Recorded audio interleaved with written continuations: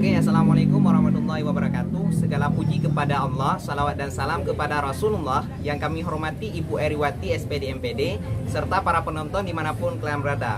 Sebelumnya kami akan memperkenalkan diri terlebih dahulu. Saya Muzamil, di kanan saya di kiri saya Abrul Razi Mulana. Oke guys, sistem pemerintahan di Indonesia itu seperti apa sih? Oke, kami akan menjelaskan sistem pemerintahan dalam bentuk video. Simak videonya sampai habis ya.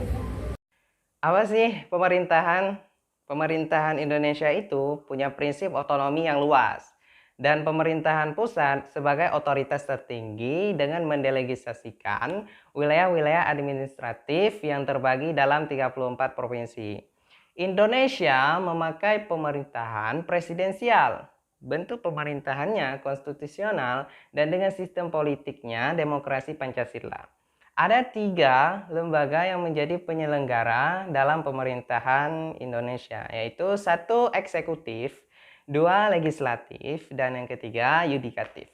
Simpelnya, eksekutif itu lembaga yang menjalankan undang-undang, legislatif itu lembaga yang membuat undang-undang, dan yudikatif itu peradilan kalau ada pelanggaran undang-undang. Nah, ketiga lembaga itu disebut sebagai trias politika, yang artinya kekuasaan politik yang dijalankan oleh 3 pilar.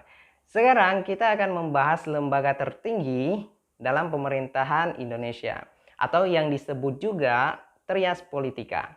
1, lembaga eksekutif. Lembaga eksekutif itu lembaga tertinggi kekuasaannya dan paling disorot kinerjanya oleh sebagian besar masyarakat. Lembaga eksekutif itu kerjanya melaksanakan kebijakan, peraturan, dan melaksanakan undang-undang yang dibuat oleh legislatif. Siapa saja yang terlibat di dalam lembaga eksekutif? Urutan tertinggi dalam lembaga eksekutif itu pertama presiden, kedua wakil presiden, dan yang ketiga adalah staf kementerian kabinet presiden.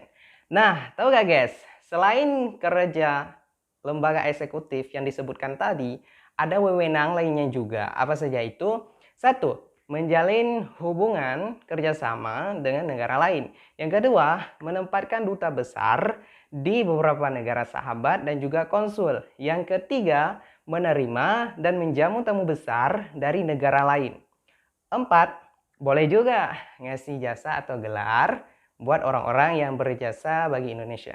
Tapi pada intinya, lembaga eksekutif ini adalah pilar utama dalam kemajuan negara Indonesia secara administratif di berbagai bidangnya. Pokoknya pusing banget deh guys, dan tanggung jawabnya besar. Yang kedua adalah lembaga legislatif. Lembaga ini adalah lembaga yang membuat dan merumuskan peraturan dan undang-undang. Ia dapat diintinya seperti ini, punya hak membentuk suatu hukum di sebuah negara, tapi tetap pada batas konstitusi dan dirumuskan berdasarkan suara rakyat. Siapa yang terlibat dalam lembaga legislatif? Yang pertama adalah DPR. Kalian tahu nggak apa itu DPR? DPR itu adalah Dewan Perwakilan Rakyat. Para anggota dewan ini dipilih oleh rakyat dari pemilu yang didukung oleh beberapa partai politik. Tugasnya adalah yang pertama memiliki anggota BPK secara langsung, baik adalah BPK pada Badan Pengawasan Keuangan. 2, mengajukan 3 hakim konstitusi. 3, memberikan persetujuan kepada presiden atas pernyataan perang, damai, atau kerjasama dengan negara lain. 4, bisa mengusulkan pemberhentian presiden dan wakil presiden. Itulah DPR. Dan 2 itu adalah DPD, suatu Dewan Perwakilan Daerah.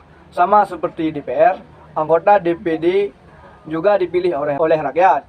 Apa saja tugasnya? 1, mengajukan rencana undang-undang yang berhubungan otonomi daerah yang mengawasi pelaksanaannya. 2, memiliki hasil keuangan negara melalui BPK. 3, memberi pertimbangan kepada presiden mengenai RUU APBN. Ketiga adalah Majelis Permusyawaratan Rakyat atau MPR. Anggota MPR utuh di dalamnya adalah anggota DPR dan DPD yang terpilih waktu pemilu. Apa saja tugas MPR? Yang pertama adalah membuat, menetapkan, dan mengubah undang-undang. 2, melantik presiden dan wakil presiden. Ketiga, memberhentikan presiden dan wakil presiden sesuai dengan undang-undang. Dan yang terakhir adalah lembaga yudikatif. Lembaga yudikatif ini adalah lembaga yang melakukan pengawasan, pengawalan, dan memantau proses pelaksanaan undang-undang. Siapa aja yang termasuk dalam lembaga yudikatif? Pertama ada Mahkamah Agung.